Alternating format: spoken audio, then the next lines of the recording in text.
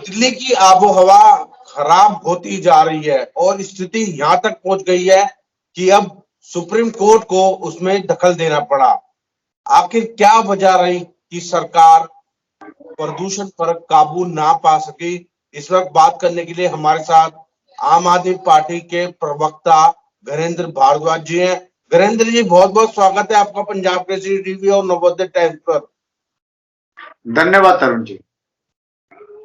घरेंद्र जी, आप पर आरोप यह है कि आप सरकार नहीं चला पा रहे हैं, बीजेपी का आरोप है और कांग्रेस का। देखिए, दिल्ली का प्रदूषण सबके लिए चिंता का विषय है। मेरा यह मानना है कि प्रदूषण पे राजनीति और सियासत नहीं होनी चाहिए, लेकिन क्योंकि भारतीय जनता पार्टी और कांग्रेस का शुरू से ये काम रहा है। और देखिए, दिल्ली का प्रदूषण कोई ऐसा प्रदूषण नहीं कि कोई अरविंद केजरीवाल जी या आम आदमी पार्टी लेके आए हो। ये दिल्ली की सरकार को विरासत में मिला था। 15 साल कांग्रेस की भी सरकार दिल्ली में रही। अगर उन्होंने इस पे कुछ काम किया होता तो शायद आज दिल्ली वालों को ये दिन ना देखना पड़ता। 15 साल से दिल्ली में एमसीडी में भी भारतीय जनता पार्टी की सरकार है और 98% जो छोटी मोटी सड़कें हैं वो सिविक बॉडीज के पास आती है, एमसीडी के पास आती है, लेकिन भारतीय जनता पार्टी ने भी इस पर कोई काम नहीं करा। 7 साल से केंद्र में भारतीय जनता पार्टी की सरकार है। 2-2 बार दिल्ली के लोगों ने 7-7 सांसद भारतीय जनता पार्टी को दिए, लेकिन भारतीय जनता पार्टी ने भी प्रदूषण पे एक भी काम नहीं करा। और दिल्ली की सरकार लगातार इस पे काम कर रही है। आप देख रहे हो, दिल्ली की सरकार हर साल काम कर रही है। और जब से हमारी सरकार है 2015 से लेकर अब तक हमने 1,70,00,000 तो पौधे लगाए, ट्री प्लांटेशन करा है। दिल्ली की सरकार ने भी आपने देखा कि 10 पॉइंट विंटर एक्शन प्रोग्राम हमने लॉन्च करा। हमने कंस्ट्रक्शन पॉलिसी दिल्ली में बनाई। हमने एंटी डस्टिंग कैंपेन चला रहे हैं। दिल्ली में आज पीडब्ल्यूडी के सड़कों पे 450 पानी के टैंकर सुबह शाम सड़कों पे छिड़काव कर रहे हैं। दिल्ली की सरकार ने एंटी ओपन बर्निंग कैंपेन चलाया। दिल्ली की सरकार देश की ऐसी पहली सरकार है जिसने सारी की सारी जो इंडस्ट्रीज थी हमने उसको पीएनजी पे कन्वर्ट कर दिया। दिल्ली की सरकार देश की पहली ऐसी सरकार है जहां पूरे का पूरा पब्लिक ट्रांसपोर्ट सिस्टम सीएनजी पे चल रहा है। दिल्ली की सरकार देश की ऐसी पहली सरकार है जहां पराली नहीं जलाई जाती, जहां हमने किसानों को पराली न जलाने का ऑल्टरनेट दिया है, जहां आज दिल्ली का किसान पराली ना जला के पराली को खाद में तब्दील कर रहा है, और वो भी बायोडिकम्पोजर टेक्नोलॉजी दिल्ली की सरकार ने दी और फ्री ऑफ कॉस्ट हम किसानों की फसल पे छिड़काव करा रहे। उसका पूरे का पूरा खर्चा जो है दिल्ली की सरकार वहन कर रही है। दिल्ली की सरकार देश की ऐसी पहली ऐसी सरकार है जहां हमने 24 घंटे बिजली देके दिल्ली में पूरी की पूरी तरीके से जनरेटर सेट को ऑफ कर दिया। दिल्ली की सरकार पहली ऐसी सरकार थी, दोनों थर्मल पावर प्लांट बंद कर दिए। दिल्ली की सरकार बहुत काम कर रही है, लेकिन तरुण जी आपको समझना पड़ेगा कि दिल्ली चारों तरफ से प्रदूषित शहरों से घिरी हुई है। दिल्ली का प्रदूषण नहीं है। दिल्ली का प्रदूषण हरियाणा का प्रदूषण है, उत्तर प्रदेश का प्रदूषण है, पंजाब में जो पराली जलती है उसका प्रदूषण है। दिल्ली को इसी बात का खमियाजा भुगतना पड़ रहा है कि दिल्ली चारों तरफ से प्रदूषित शहरों से घिरी हुई है। गाजियाबाद का एक लेवल पता है क्या है? 560, गुड़गांव का 480, फरीदाबाद का 460। आप देखिए कि जो देश के जो 10 सबसे प्रदूषित शहर है वो चारों दिल्ली के आसपास के शहर है। दिल्ली की सरकार तो काम कर रही है, लेकिन अगर हरियाणा की सरकार, उत्तर प्रदेश की सरकार, पंजाब की सरकार, एनसीआर के राज्य अगर काम नहीं करेंगे तो दिल्ली की सारी मेहनत पानी हो जाती है। क्योंकि हम तो काम कर रहे हैं। क्या हरियाणा की सरकार को अपनी इंडस्ट्री पीएनजी पे कन्वर्ट नहीं करनी चाहिए? क्या गुड़गांव का पब्लिक ट्रांसपोर्ट सिस्टम सीएनजी पे नहीं होना चाहिए? क्या अगर हम यहाँ पे पराली का अल्टरनेट हम किसानों को दे सकते हैं, क्या हरियाणा के किसान ये नहीं कर सकते? उत्तर प्रदेश के नहीं कर सकते? पंजाब के नहीं कर सकते? देखिए, कल सुप्रीम कोर्ट में भी इस चीज को बाकायदा ऑनरेबल सुप्रीम कोर्ट ने बाकायदा केंद्र की सरकार को लताड़ लगाई है और केंद्र की सरकार को कहा है कि आपको ये ज्वाइंट जो मीटिंग है एनसीआर के शहरों की, ये आपको पहले बुलानी चाहिए थी। केंद्र की सरकार हाथ पे हाथ धरे बैठी रही। बार बार सुप्रीम कोर्ट को गुमराह करने का काम केंद्र की सरकार ने किया। और देखिए कितनी हास्यास्पद होता है तरुण कि केंद्र की सरकार 13 नवंबर को एक एफिडेविट कोर्ट में देती है और कहती है कि दिल्ली में जो पराली जलने का जो कॉन्ट्रीब्यूशन है पॉल्यूशन में वो 40% है, और एक दिन बाद 15 तारीख को एक और एफिडेविट देती है और उसमें कहती है 4%। देखिए सुप्रीम कोर्ट को भी किस तरीके से गुमराह किया जा रहा है, इस तरीके की चीजें हो रही हैं। लेकिन मेरा यह मानना है कि मैं फिर यही कह रहा हूं कि हरियाणा की सरकार को, उत्तर प्रदेश की सरकार को और पंजाब की सरकार को इस मामले पे, पोल्यूशन वाले मामले पे दिल्ली सरकार से बात करनी चाहिए। हमारे इन्वायरमेंट मिनिस्टर गोपाल राय जी ने एक बार नहीं 20 चिट्ठी लिखी हरियाणा के चीफ सेक्रेटरी को, पंजाब के चीफ सेक्रेटरी को और उत्तर प्रदेश की चीफ सेक्रेटरी को कि आओ और आप बैठ के इसका सोल्यूशन निकालो। लेकिन सिर्फ दिल्ली प्रयास करे, बाकी स्टेट हाथ पे हाथ धरे रख के बैठे, ये कोई तरीका नहीं है। वीरेंद्र जी, क्योंकि आपकी सरकार आए हुए लगभग 7 साल हो गए हैं, हर साल यही समय होता है जब प्रदूषण बढ़ता है, लेकिन इस बार पहले के मुकाबले ज्यादा है प्रदूषण। आखिर कहाँ कमी रह गई सरकार के कार्यों में? देखिए, मैंने कहा तरुण, हमारी सरकार के प्रयासों में कोई कमी नहीं है। हमारी सरकार लगातार प्रदूषण के खिलाफ लड़ाई लड़ रही है।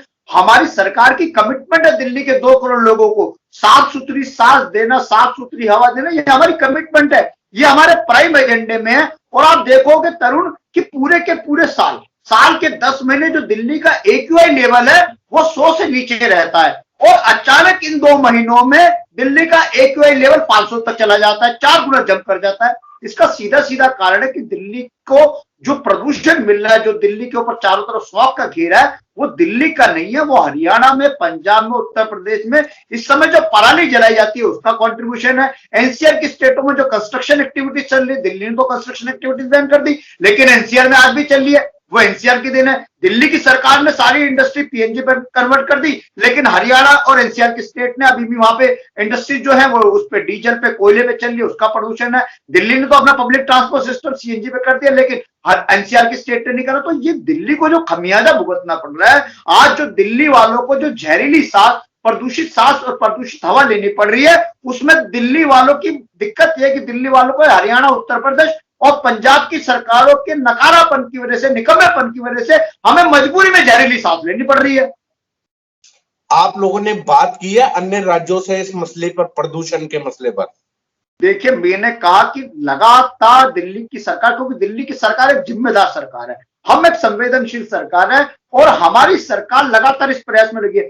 गोपाल जी ने, जो हमारे एनवायरमेंट मिनिस्टर माननीय गोपाल राय जी, उन्होंने एक बार नहीं 20 बार चिट्ठी लिखी उत्तर प्रदेश के चीफ सेक्रेटरी को, हरियाणा के चीफ सेक्रेटरी को, पंजाब के चीफ सेक्रेटरी को, कि दिल्ली को आपकी वजह से प्रदूषण का खमियाजा भुगतना पड़ रहा है, दिल्ली के लोगों को जहरीली सांस लेनी पड़ रही है, आपको भी उपाय करने पड़ेंगे। बायोडिकम्पोजर जो टेक्नोलॉजी है उसके लिए बाकायदा हमारे मुख्यमंत्री ने लिखा, हमारे मुख्यमंत्री ने कहा कि पंजाब के किसानों के लिए भी कहा कि पंजाब की सरकार को भी करना चाहिए। अगर दिल्ली का किसान बायोडिकम्पोजर टेक्नोलॉजी से पराली को खाद में तब्दील कर सकते हैं, तो पंजाब का क्यों नहीं कर सकता? और पंजाब की पराली तो आप देखो, उसको, उससे आप कोयला बना सकते हो, उससे आप CNG बना सकते हो, उससे गत्ता बना सकते हो। पंजाब की पराली से लेने से तो वहां की रेवेन्यू भी बढ़ेगी, इकोनॉमी भी बढ़ेगी, और किसान को मदद भी मिलेगी, किसान को आर्थिक रूप से भी मदद मिलेगी। लेकिन क्योंकि मेरा यह मानना है तरुण कि कोई भी प्रयास करने के लिए सरकारों के पास विल पावर होनी चाहिए, पॉलिटिकल इच्छा शक्ति होनी चाहिए, और मुझे लग रहा है कि हरियाणा, पंजाब और उत्तर प्रदेश की सरकार में वो इच्छा शक्ति नहीं है, वो पॉलिटिकल विल पावर नहीं है, और इसमें किसानों का कोई दोष नहीं है। किसानों को, दिल्ली के किसानों को हमने टेक्नोलॉजी दी, उन्होंने अडॉप्ट कर लिया, और दिल्ली के किसानों के ऊपर हमने कोई बर्डन, कोई लायबिलिटी नहीं दी। पूरे का पूरा खर्च, और ज्यादा खर्चा भी नहीं है तरुण इसमें, 1000 रुपए से कम लागत पे 1 एकड़ में आप उसको पराली को खाद में तब्दील कर सकते हो, करा सकते हो। तो बहुत कम लागत है, लेकिन वो भी लागत सारी दिल्ली की दिल्ली सरकार उठा रही है। तो इसीलिए, क्योंकि आपको किसानों के साथ खड़ा होना पड़ेगा, आपको उनको ऑल्टरनेट देना पड़ेगा। किसान कोई खुशी से पराली नहीं जला रहा, किसान की मजबूरी है पराली जलाना, क्योंकि उसे नई फसल उगानी है। तो इसलिए मेरा ये मानना है कि इन सरकारों को विल पावर दिखानी पड़ेगी, इन सरकारों को अपना काम करना पड़ेगा। सिर्फ दिल्ली के ऊपर ब्लेम छोड़ने से कुछ नहीं होगा, और दिल्ली को तो सिर्फ खमियाजा इसीलिए भुगतना पड़ रहा है कि दिल्ली चारों तरफ से प्रदूषित शहरों से घिरी हुई है। हम अपना काम कर रहे हैं, लेकिन NCR की स्टेट, NCR के राज्य कोई काम नहीं कर रहे, उसकी वजह से आज दिल्ली के लोगों को जहरीली सांस पीनी पड़ रही है। अब लेकिन प्रदूषण का स्तर, जो हवा है दिल्ली की काफी जहरीली है, अब आगे आप लोग क्या कदम उठा रहे हैं? क्योंकि जो वातावरण है वो खराब है, आगे वातावरण, दिल्ली के लोगों को साफ हवा मिल सके या प्रदूषण पर रोक लगे, उसके लिए आगे के लिए क्या कदम उठा रहे हैं? देखिए तरुण, मैंने कहा है कि दिल्ली की सरकार अभी नहीं, दिल्ली की सरकार लगातार, जब से हम सरकार में आए, हम पॉल्यूशन के खिलाफ हमारी लड़ाई जारी है। आपने देखा होगा दिल्ली की सरकार देश की पहली सी सरकार थी जिसने सड़कों पे ऑड इवन लागू करा। दिल्ली की सरकार देश की पहली ऐसी सरकार है कि रेड लाइट ऑन गाड़ी ऑफ कैंपेन चल रहा है, और कंटिन्यूसली हम ट्री प्लांटेशन पे जोर दे रहे हैं। कंटिन्यूसली हम दिल्ली में जो हमारे जो हमारा जो हॉर्टिकल्चर एरिया उसकी हम बढ़ा रहे हैं, हम पौधे लगा रहे हैं, हम ज्यादा से ज्यादा हरियाली की तरफ ध्यान दे रहे हैं। और दिल्ली के अंदर आपने देखा कि इलेक्ट्रिक व्हीकल पॉलिसी दिल्ली की सरकार लाई। आज इलेक्ट्रिक व्हीकल पॉलिसी में सबसे ज्यादा अगर रजिस्ट्रेशन हो रहे तो दिल्ली में हो रहे हैं, क्योंकि दिल्ली की सरकार सब्सिडी दे रही है। 4 व्हीलर पे हम 3 लाख तक की सब्सिडी दे रहे हैं, ऑटो पे हम 2 लाख की सब्सिडी दे रहे हैं, 2 व्हीलर पे हम 50,000 से 1 लाख की सब्सिडी दे रहे हैं। तो दिल्ली की सरकार लगातार इस प्रयास में ई व्हीकल पॉलिसी को बढ़ावा दे रहे हैं। हम दिल्ली में ज्यादा ई व्हीकल रजिस्ट्रेशन उसके लिए काम कर रहे हैं, घर घर चार्जिंग स्टेशन लगाने की बात करें, 24 घंटे बिजली दे रहे हैं, जो दिल्ली की सरकार कर सकती है। दिल्ली की सरकार के एफर्ट्स में कोई कमी नहीं है, कंटिन्यूसली हमारे एफर्ट्स चल रहे हैं, ऑलरेडी हम अवेयरनेस प्रोग्राम भी चला रहे हैं। लेकिन मेरा फिर यही कहना है कि हमें जब तक हमारे सारे एफर्ट्स जो है खराब हो जाते हैं, जब तक एनसीआर की स्टेट, एनसीआर के राज्य काम नहीं करेंगे, क्योंकि दिल्ली तो अपनी तरफ से पूरा काम कर रही है, लेकिन होता क्या है कि क्योंकि पॉल्यूशन को ज्योग्राफिकल बाउंड्री नहीं देखता, पॉल्यूशन को, प्रदूषित हवा को नहीं पता ये गाजियाबाद है या नोएडा है या दिल्ली है या फरीदाबाद है या गुड़गांव है, ये पॉल्यूटेड हवा तो चारों तरफ से आ जाती है। अब दिल्ली के साथ दिक्कत क्या है कि हम चारों तरफ से इन शहरों के बीच में घिरे हुए हैं, हमारी एफर्ट सारी की सारी खराब हो जाती है। तो मेरा यह मानना है कि पॉल्यूशन पे राजनीति नहीं होनी चाहिए। इन सरकारों को भी दिल्ली की तरह एक संवेदनशील और जिम्मेदार सरकार होना पड़ेगा, और इन सरकारों को भी आगे बढ़कर पॉल्यूशन के खिलाफ लड़ाई लड़नी पड़ेगी। सिर्फ दिल्ली अकेले लड़ाई लड़े और ये सरकारें हाथ पे हाथ धर के बैठी रहे, इससे काम नहीं चलेगा। आप मतलब ये कहना चाहते हैं कि दिल्ली एनसीआर में प्रदूषण है, उसके लिए बीजेपी और कांग्रेस जिम्मेवार है?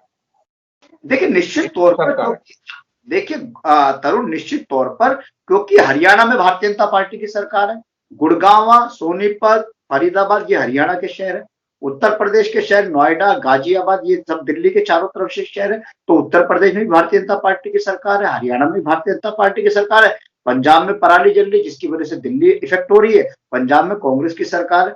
तो मेरा यह मानना है कि ये तीनों की तीनों सरकारें दिल्ली के पॉल्यूशन को बढ़ा रही हैं, और कांग्रेस और भारतीय जनता पार्टी बराबर की जिम्मेदार है। और कहीं ना कहीं मुझे लगता है कि इसमें पॉलिटिकल वेंडेटा भी नजर आता है, कहीं ना कहीं दिल्ली के लोगों से बदला लेने की एक साजिश है, दिल्ली को बदनाम करने की साजिश है। और क्योंकि चुनाव में कांग्रेस को दिल्ली के लोगों ने आपको पता है कि जीरो कर दिया, भारतीय जनता पार्टी के भी दो बार सपने जो थे उनके धाराशायी कर दिए, एक बार 3 सीट भारतीय जनता पार्टी को मिली, एक बार 8 सीट मिली।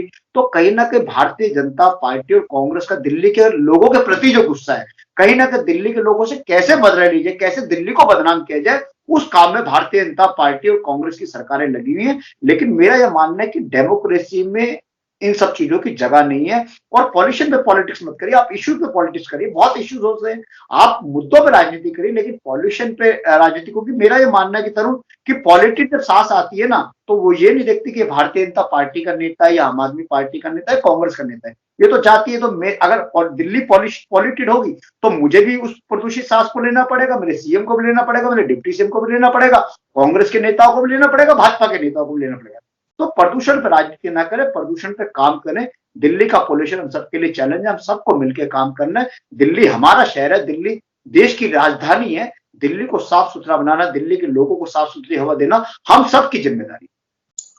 कल सुप्रीम कोर्ट में भी सुनवाई हुई, सुप्रीम कोर्ट ने कहा भी कि वो आपका ऑडिट करा सकते हैं। लेकिन एक सवाल और कि क्या लॉकडाउन लगाने का विचार कर रही है सरकार?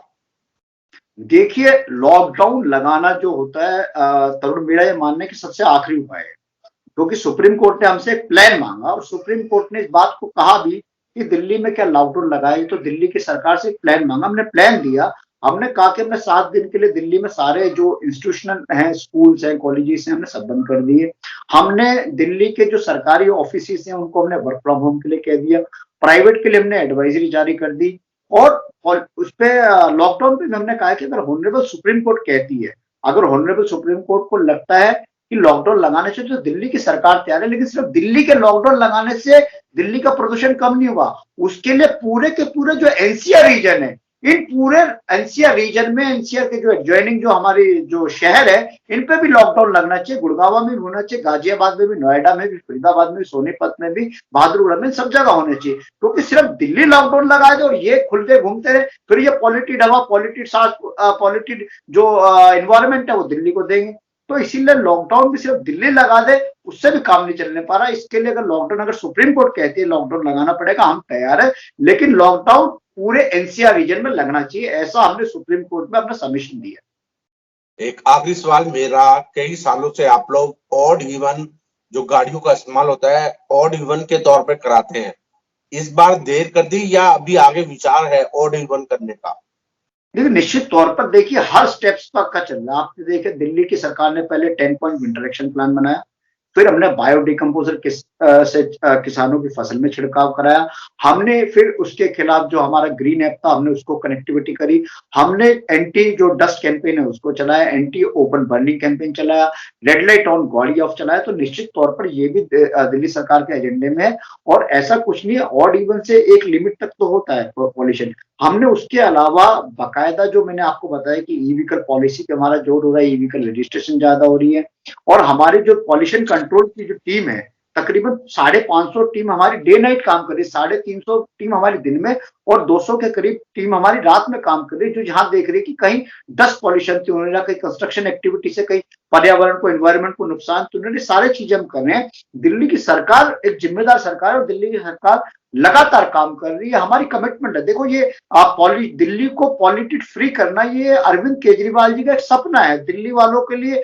अरविंद केजरीवाल जी ने सपना सजाया, हमने बार बार अपने मैनिफेस्टो में दिखाया, लेकिन देखिए समस्या सिर्फ ये है कि हम सिर्फ काम कर रहे हैं, बाकी कोई काम नहीं कर रहा। और मेरा ये मानना है कि जब तक सब लोग मिलकर काम नहीं करेंगे, वो एनसीआर के राज्य हो, वो हरियाणा हो, उत्तर प्रदेश हो, पंजाब हो, जो कमिटमेंट अरविंद केजरीवाल और आम आदमी पार्टी की सरकार की है वही कमिटमेंट हरियाणा को, उत्तर प्रदेश को और पंजाब की सरकारों को दिखानी पड़ेगी।